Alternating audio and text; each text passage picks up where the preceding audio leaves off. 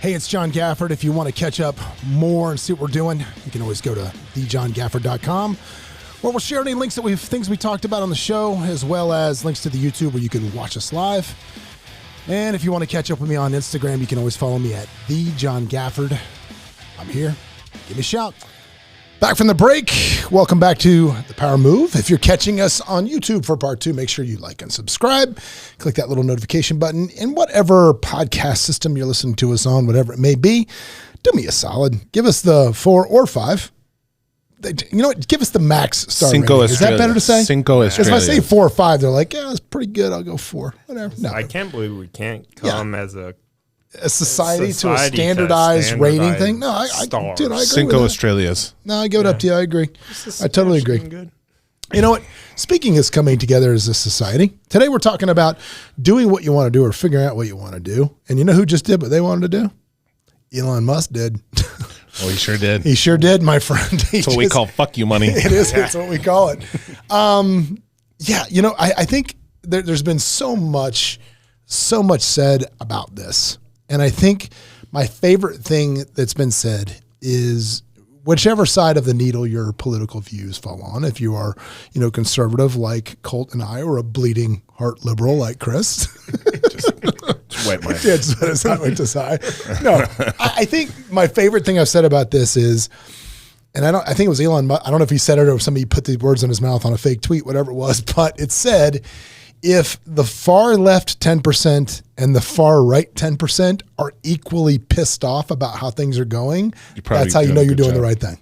I saw a tweet of his, one of those fake tweets, you know, with like just their name. He goes, now I'm going to buy McDonald's and fix all the ice cream machines. And it's like, no one man has all that power. Nobody has that much power. No, I think, I love the one that said, now I'm going to buy Facebook and turn it off. Yeah. Which, you know what? He really could do. He could.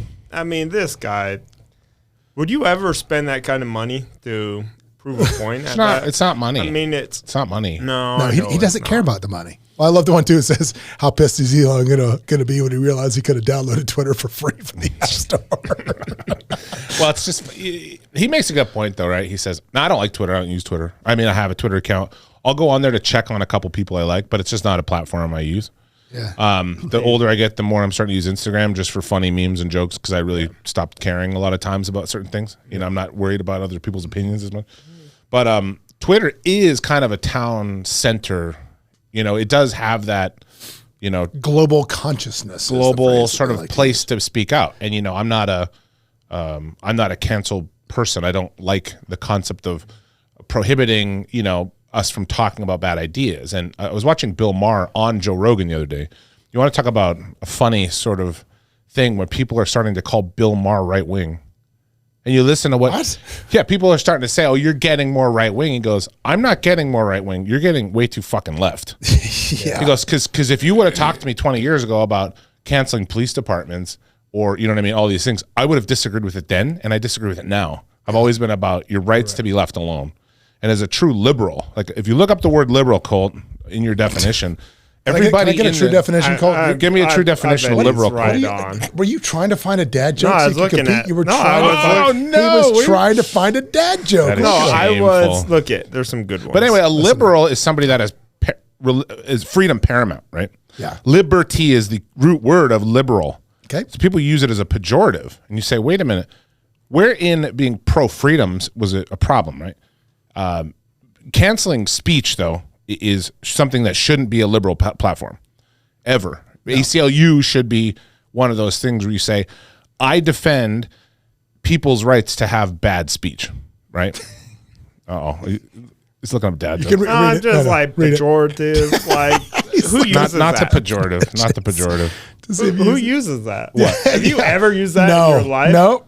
Okay, no. I didn't know. I got to say, that's the first time I've ever heard that word. Yeah. What? Pejorative.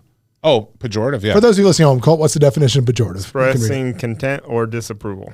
Contempt. That's what I said. It's a lawyer Oh, word. contempt. Yeah, so pejorative to use it in a way that's not flattering. But either way, canceling speech, what it does is it creates those in power from being able to control speech. And there's nothing more 1984 than that. And candidly, not to make it political, but the right wing was always the party trying to cancel speech. They were trying to cancel lyrics and rap music. Yeah. They were trying to prevent people from smoking pot. They were preventing people from getting married. They were trying to put their values on other people, right? And when that pendulum starts shifting, where you can't say that because now I have the right to be offended, all of a sudden you go, well, I don't know who I don't like anymore. Whoever's trying to stop that from happening is who I got a problem with. Yeah. Speaking of trying to stop people from doing things, man, I feel bad for this week. I feel bad for the Nets. I know. Oh, I feel bad for the executives at Disney. They got. I mean, dude, talk about a rock and a hard place, man. You got absolutely squeezed there, and there's nothing they could do. How about stay out of it? Yeah, they can't. But they could. But here's the problem: they couldn't because their employees, who make the place go round, were demanding that they do something. Okay. To the point Let's where that you don't know what's going to happen. They could have. Or all of these. Disney is very obviously LGBTQ. It's very progressive. Very It friendly, always very has been. progressive. It has been for Right. 40 All years. of their employees very progressive. Disney. I think their owner was a Nazi sympathizer initially. Yeah, we can leave that. I'm pretty sure Walt Disney himself was a Nazi sympathizer. I was going to ask the VIP tour guide about that. She doesn't mention that fun fact, by the way. No, but seriously, unpack that for a second. So that's a really good thing to bring up. What was Walt Disney Company facing, right? No, I'm not talking about when DeSantis canceled their tax. They were facing a walkout of employees. Okay. They're facing. So your employees are going to walkout. threaten me, Yeah. my company. You're going to walk out unless I do what? Unless you vocalize your disdain for this law. For a law. For a law. So as a company, I would simply say I would open up lines of communication with my own employees first. Children that are yelling, the children that work there, because you're a child if that's what you do. If everything's a tantrum, everything's a strike. Yeah. I know in France and I know in other places, striking is a huge part of that labor union sort of mentality, but that's not the mentality in America. Now, for better or worse, whatever. Yeah. They can do things for fractions of the cost we can because they just organize things better. But if your children employees are threatening to walk out, right? Then if that's the case, then that's the case. I'm not going to let them walk. Tuck tail. You let them walk? Well, yeah, because I don't negotiate with terrorists who tell me how I have to behave from a corporate governance point. If I'm not breaking any laws, now that's not to say don't take your employees' input. If they're saying, hey, we don't want a 7-hour workday, well, you can thank the liberals for employing a 5-day work week, right? So there's things where over time, these things have helped out employees, and that's a slow moving needle and you work it, right? Yeah. Let's not work in factories all day, 40-hour work week. Great. That's fair. Let's work that out, right? Those are all standard things we see now Which they're now trying to reduce to 32 hours. Have you seen this? And again, so all those things move, right? And so markets adjust over time with how that moves. But the minute you allow, because that wasn't Disneyland LA, that wasn't Disneyland France, that wasn't Disneyland Japan. No, it was Disneyland Orlando. It was Disneyland Orlando. How many people were we talking? 2,000 people are going to walk out of their job unless what? Unless I stop saying that boys are boys and girls are girls? Pretty much. We don't take a position. Our official position is we don't take a position on this. Yeah. And we will provide gender neutral alternatives where applicable, and we will provide princess dresses in the stores that say size X, not girls X or whatever. We'll So question, do you think the people at Disney that have the power to make that call, do you think they wanted to make that call? I think that yes. there is this giant fear right now, and you can see it in media, that the left has become too loud and just that part of it. Again, I identify to the left on the spectrum because I'm a true liberal. So he admitted it. No. I tend to be left because I don't think religions should control our politics. I don't think religion should control our politics. I think rationality should. All these things where I believe that climate change is real, right? There's just things where I go, yeah, I'm not here to argue it. My factual observations tend to put me on the left because I don't have an opinion on it. I just listen to people who are smarter than me in those topics. Did you see, not to change the topic there, but did you see the self-immolation? Is that the word I'm looking for? Self-immolation? Guy set his Self-immolation? Immolation. The guy set himself on fire last week, died today. Oh. I don't understand how setting yourself on fire. Well, the Vietnam. So I remember the history of it. Anyway, but Tongan. Yeah. The Vietnamese monk protesting a war. That's a selfless act in his view, and it did garner the attention that he saw it, and he's a monk. He's a Buddhist. Yeah. So his whole, I mean, talk about the stones on that guy. Dude. But anyway, He's looking this up now. What are you guys talking about? Yeah, it's not. Thanks. Look, I love. You know what? You know what? I gotta tell you. Permanent edition. I think the Permanent computer edition. Colt fault fact checking is now permanent. About to love it. die, so But if you at need the- any more at- facts, you better hurry At the end up. of the day, it's not a corporation's place, right? But there is this fear that they're going to be canceled if they don't do this. Well, Yeah. you're never going to make everybody happy, right? No. But the reality of the world we live in is that within plus or minus one standard deviation, most people are pretty friggin' normal, and I mean that in a very common sense way. Normal. I don't think most people are Hey, anymore. maybe 6'4" guys shouldn't be, swimming. Most people go, it's probably a line that's gone too far. You hear about the loudest 10% on either side. Sure. Those are the ones that get out of bed with an agenda, and you hear about them. Well, I can. The silent majority, is pretty rational. I think you're about to see the Twitter pendulum smash those people on the far left. I think you're about to see that come. I don't think Twitter has that power. No. I'm just saying this is the beginning of the pendulum swinging back to some realm of common sense, where it's okay for the world to say, if you're offended, it's your problem. Yeah, I think that's okay. And we need to have, going back to facts. Yeah, People think their opinions are facts. It's not. Facts are facts. You can have your opinion and like a fact or not, but I'll tell you a fact. Which was the after party for that convention last weekend that we sponsored. T.I. still has it. T.I. still got it, buddy. We had T.I. play that after party, and dude, I'm telling you, it was good. He was excited. solid. Did he auto-tune everything? No, dude, he came out and held it down, man. It was great. So let's talk about. We were going to talk about concerts anyway. Hip hop concerts are trash unless it's like a big production kind of artist. No. I one time saw the Wu-Tang Clan. I love the Wu-Tang Clan. If you know me, I've loved them for 30 years.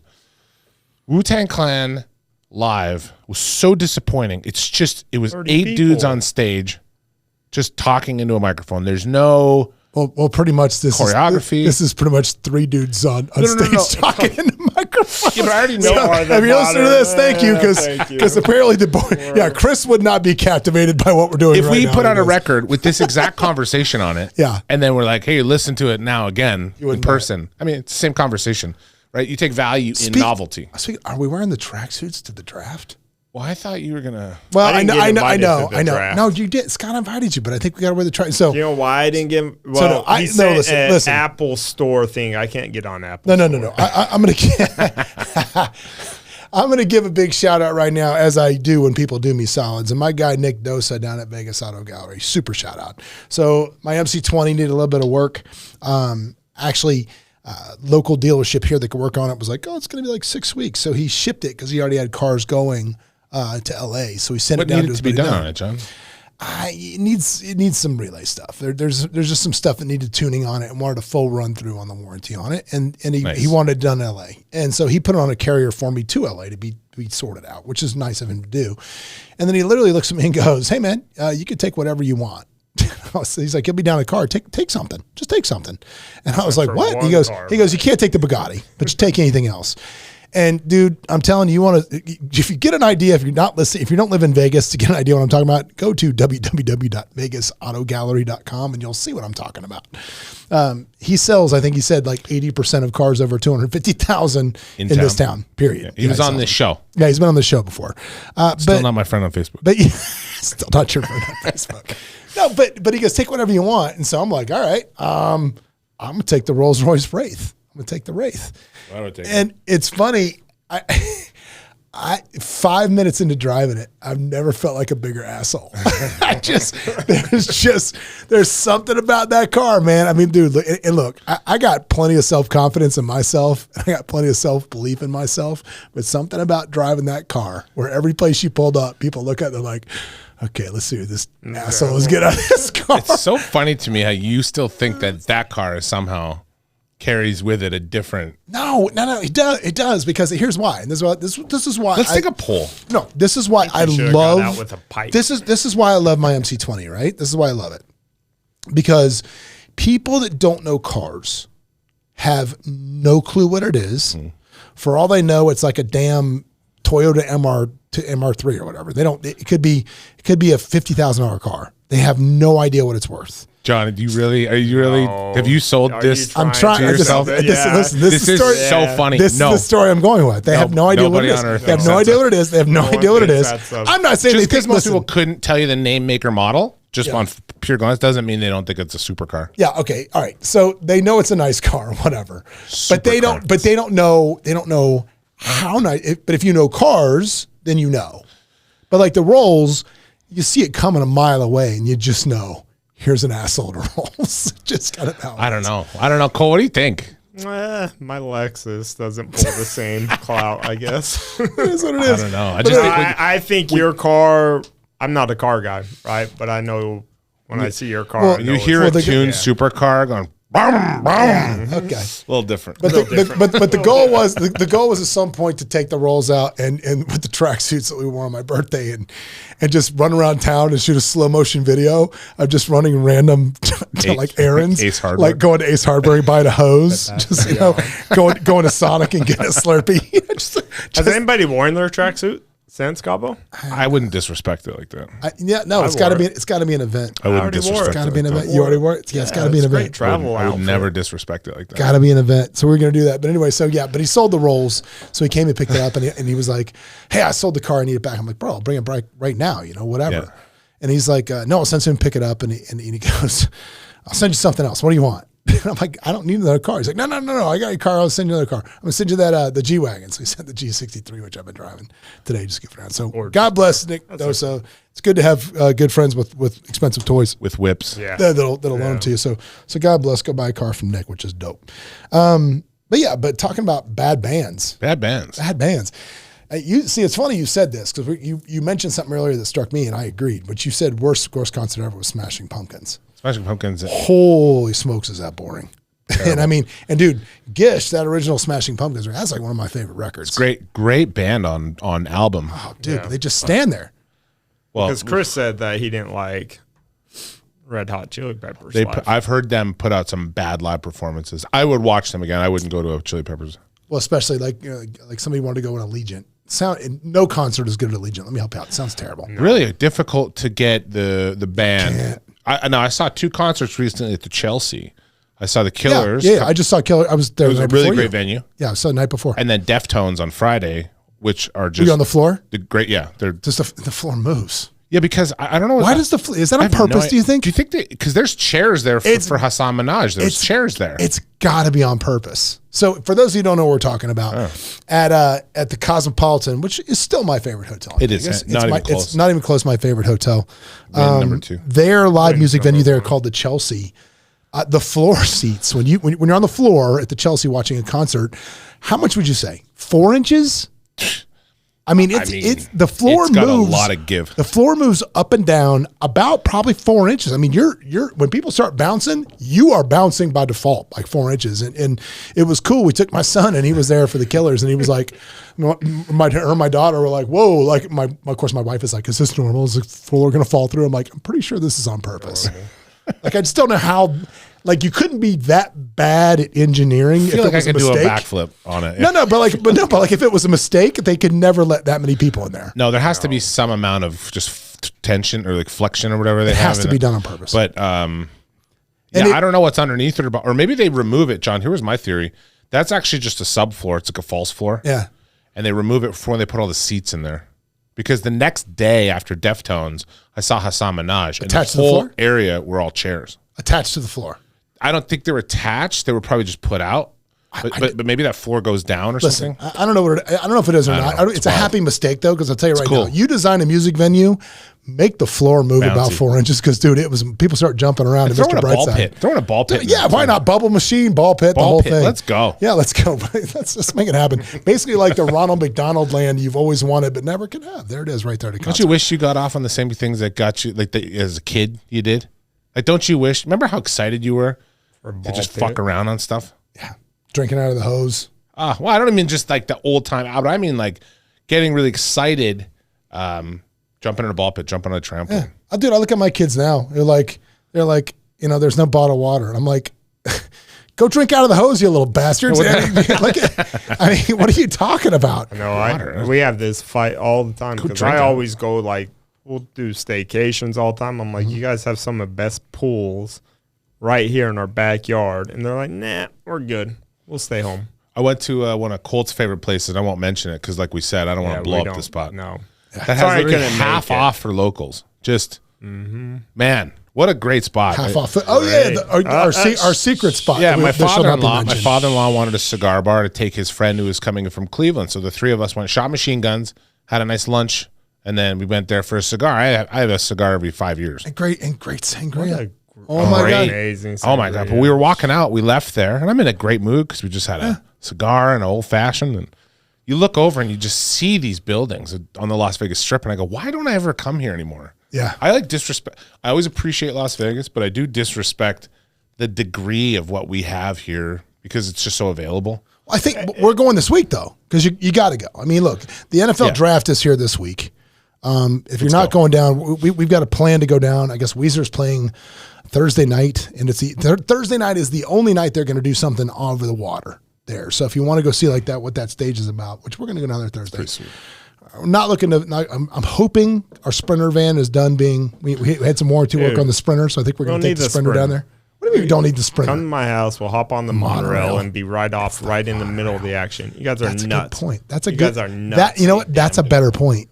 One of my clients outfitted. But here's the problem: we got to park in Colt's neighborhood. Then come back. Your car's up on blocks. The wheels are gone. Yeah, I like that. That's a problem. The only time you ever want to park in Colt's neighborhood in the country club is if you're need new tires anyway. Yeah. Somebody's bound to. New tires. Somebody's bound to. Yeah. Need new tires anyway. Welcome to the hood. We got 10 minutes left. We've been talking about nonsense now for 40 some odd minutes. But let's try to get to the topic we want to talk about, which is, again, one of my favorite Stowe quotes. We have a topic? Yes, we do. One of my favorite Stowe quotes is, if you do not know to which port you sail, no wind is favorable, is how it goes. That's a Seneca quote. So you said something earlier. We're going to take a deep dive with Chris. Chris said something earlier, which I thought was interesting, which was, Chris said in my office, he goes, I am going to have my most successful financial year ever this year, and I have no idea what I'm doing. In what direction? Because I always get these great ideas. Oh, I know that there's multiple businesses that if I entered them, I could figure it out and there's money to be made there. Yeah. I can't make more of me to go do it. Yeah. And I don't necessarily want to take on a bunch of infrastructure to get these things done. And they're sometimes in different industries. And so it kind of leaves you overwhelmed. So you're just going, well, I got this in the pipeline. I'll figure that out later because I need to address the immediate things that I know are going to pay off. And then after that, hopefully one day I'll have a plan. Well, I got to say, I started thinking about it when you said that because we talk about you getting opportunities all the time. And a lot of it is because you are a really smart guy. A lot of it is. Well, I would like to think it's only looks. But I'm going to tell. But just because you're hot, there you go. No, but a lot of it, a lot of the opportunity that you get, and I don't know this to be true. Maybe you can argue this if you'd like. If you're choosing what to do in school, I think the choice of you becoming a lawyer was wise, not so much because you enjoy the day-to-day practice of trying cases or arguing with people or dealing with contracts, but it's because it makes you very attractive as a partner in these entrepreneurial businesses because you're an attorney. Right. So that is, you can be brought in on minority stakes on all these businesses just because you can handle the legal. And I've levered that to my favor on a couple deals. Yeah. That I'm part owner of companies that are making moves and doing stuff. Yeah. And you're definitely right. And I tell this to people all the time. I said, becoming a lawyer doesn't make you literally anything more than the average person does, right? Mm-hmm. You can go to court and argue for yourself. What it does is it makes you a weapon, makes you dangerous because you know what you're doing. Yeah. Or you understand how to get to A to B, how to think. So that's the value of law school. And that is oftentimes not counterbalanced through in business senses because a lot of lawyers are really shitty business people because to them they see the whole world as what could happen, right? And in business you can't always think about the dangers, the perils, right? Every lawyer is designed, give me a contract where nothing can happen to me, right? It's like, well, what kind of business are we doing here where you don't take risk? Yeah. I had one of my dear friends and clients texting me before I came in here today. Hey, does that contract protect me? I'm like, what? Like, From what? From what? Yeah. Like, I mean, like, no, what you're doing is I'm trying to give you a framework so that everybody understands what's at stake and being played with. That's what we do. Yeah. And I did my MBA at the same time I got my law degree. I did the JD MBA. Yeah. So, but what that does is it does let you kind of remember sometimes that you're both a shield and a sword, right? A lot of times lawyers just are, I'm a shield, I'll protect you, I'm a shield. You need that sword though, right? You need to go out and battle and also kill. And if you're not killing people, you're just worried about what's going to happen to you. And not to sound pejorative, but you will be an employee your whole life because you have to take risk as an entrepreneur or as a business person. So I would just like to say that, I'm not sure if Yvette listens to this show. I'm not sure if she does, but if she just heard and just made it okay for you to go kill people, I think that you may want to sleep at a hotel tonight. Just throwing that out there, Colt. I did it, Chris. Yeah. Like, it's for dad? Yeah, you said it's for dad. Oh my God, you said it was okay. Mi esposo es for dad. I almost got killed by her this weekend because of your wife. Dying to hear what happened. No, just because I'm like, hey, I'm going to this event, go talk to some guys about some stuff, and pushed off another event. She's like, okay, blah, blah, blah, go ahead. The only thing she sees is me and John dancing to T.I. at the nightclub. Like, oh, nightclub event, huh? Yeah, she wasn't. Yeah, but here, no. That brings up a good point, Cole, unintentionally, but albeit valid. Good point. If you are going to be an entrepreneur, you need to be married to somebody who understands what that takes. Yeah. 100%. You cannot be happily married to somebody that will get in your way when you want to go out. Hey, I got to go out to social things. Hey, I got to go meet people. What percentage of your business has come in your life from you sitting at home after leaving the office from 9 to 5 and just sitting at your house? That's one of the things that I love about it. And it's a trade-off, man. I think there's, you always have to give and trade. I know people that are married to have spouses where the spouses are, both of them are go-getters and they're out there trying to go get. And then, if you want to be the breadwinner and you want the other person to kind of take care of the household, that's going to suffer because it has to. You can't do everything, right? You can't do everything. In a situation like mine, where you have a situation where my wife, is all in on those kids and the household and taking care of me, and doesn't look for, she doesn't need to be on the stage. She doesn't need any of that stuff. She doesn't care. Her life is about that. Now, the sacrifice that we make is we don't have a giant dual income. It's on me to earn everything, which is fine. And there's no right or wrong way. There's no right or wrong way. But I think that it's really hard. And Cole, you can speak to this because your wife is very successful. It's got to be hard, when both of you guys are breadwinning like that to make that jungle. It's hard because you don't get to do stuff you want to do as a couple, right? Yeah. Like every time she wants to go somewhere, it's out. Well, this is a client of mine. Let's go out, right? And vice versa. Let's go out. So, but I mean, you've got to have just as much as a business partner, your life partner. It's just you better marry a spouse. Yeah.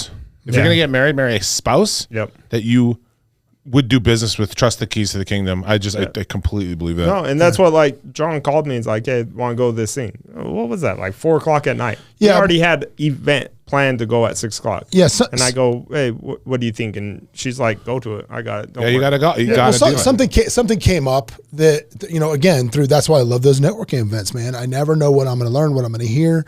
And something very interesting came up through a conversation with somebody in one of those deals. And it leaned into the commercial world. And I was like, this sounds really appealing to me. And it was something where somebody had a business that was earning millions of dollars. They were just walking away from. And I was like, how can you walk away from this? And they were like, because we're going to do this. And I'm already doing this.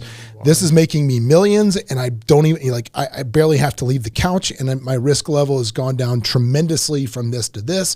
This is what I'm all in on. And I was like, holy shit, Colt, get your ass down here. because we need to talk about this. Yeah. No, unfortunately, then T.I. starts rocking the house and bring him out, and then, we don't have a conversation, flowing, but we're going, flowing, but we're going to have a conversation. We will, but about it, which is and that's it. And, but you were there, right man. or wrong. You were there in 2 seconds. There's no right or wrong to it, right? Like, there are people that just want, like, get just a perfect example. My wife's a perfect example. Caitlin's like a perfect example. Yeah. Just but I was going to say, like, one extreme to the other, because, she's like, hey, I'm going to make sure the house, like, Gidget is the perfect spouse. And my spouse is like 3 days after giving birth, like, I need to get back to work. I'm going insane, right? Like, there's not too many people I could say I could give $1 billion to and they'd still go to work and actually work. And my wife is that person. She just doesn't know how to shut it off, right? And it hurts because it hurts my income a little bit. But it's funny. It's funny that you both said that, because both of you, if you think about it, you're willing, right? She goes out, you take the kid, and you'll post stuff, and you with the kid. A lot of guys don't want to do that, and then you and your wife actually function at a very similar frequency, oddly enough, if you know both of you. Yeah. I don't think people would guess that. No. You guys are very well in line with a lot of frequency stuff of just, you know what I mean? Understanding what the assignment is. Yeah, what it takes. I mean, without a question. And dude, and it's not, trust me, it's not like I go home and just, like, I will do dishes, I will cook meals, I will help out. But I do that as well. Two people need to be on the same page. 100%. And she understands what this takes. Yes. She understands the commitment that we all have to make this go and do what we need to do. So what do you think helps? What do you think helps for your specific situation? Always not like encouragement, but how do you feed your spouse's emotional bank account so that's never, because here's one thing. Well, okay. Yeah. You see what I mean with that? No, I does do. take a lot of that on both ends. I do. I always make sure, I try to make sure, right now her full-time gig, and it won't be her full-time gig forever. She's all in on these kids, all in on that. And any of the kids are going to grow up and go off and do their own thing, God willing. And, she'll move on to something else at that point. And we're already starting to kind of see and play. And my wife is a team player, man. She's my license go-getter. Like, if we're like, we need insurance license, she goes and gets it. We need this license, she goes and gets it. We need to set this up, she goes and gets it.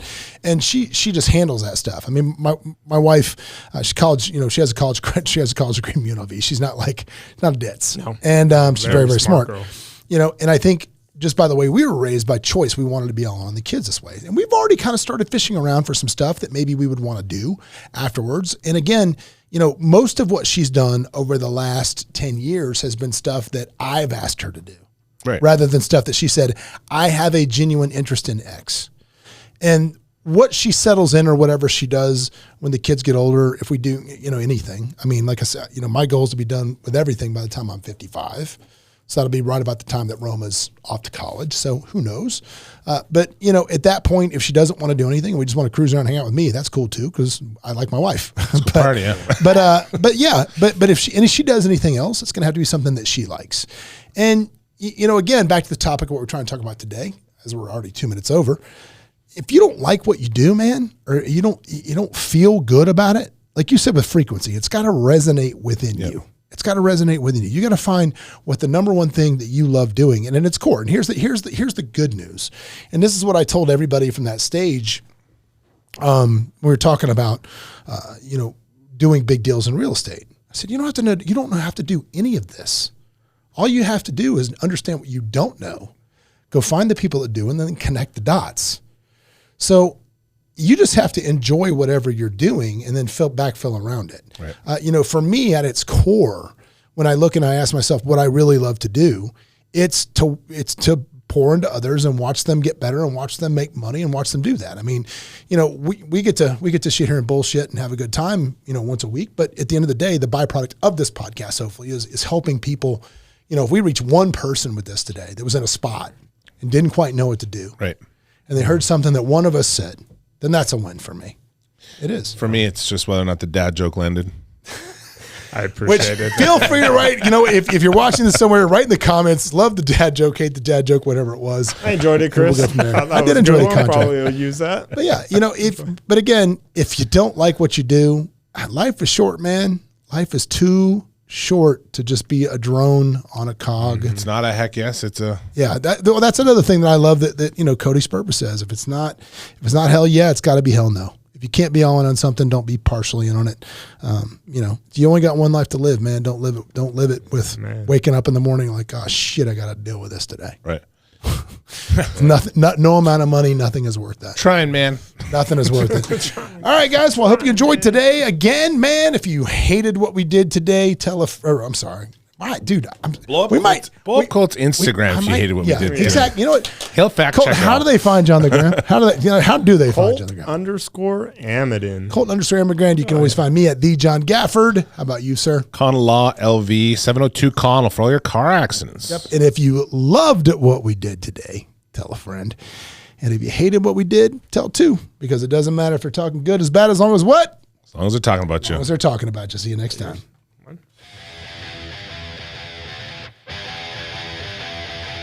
Hey, it's John Gafford. If you want to catch up more and see what we're doing, you can always go to thejohngafford.com, where we'll share any links things we talked about on the show, as well as links to the YouTube where you can watch us live. And if you want to catch up with me on Instagram, you can always follow me at thejohngafford. I'm here. Give me a shout.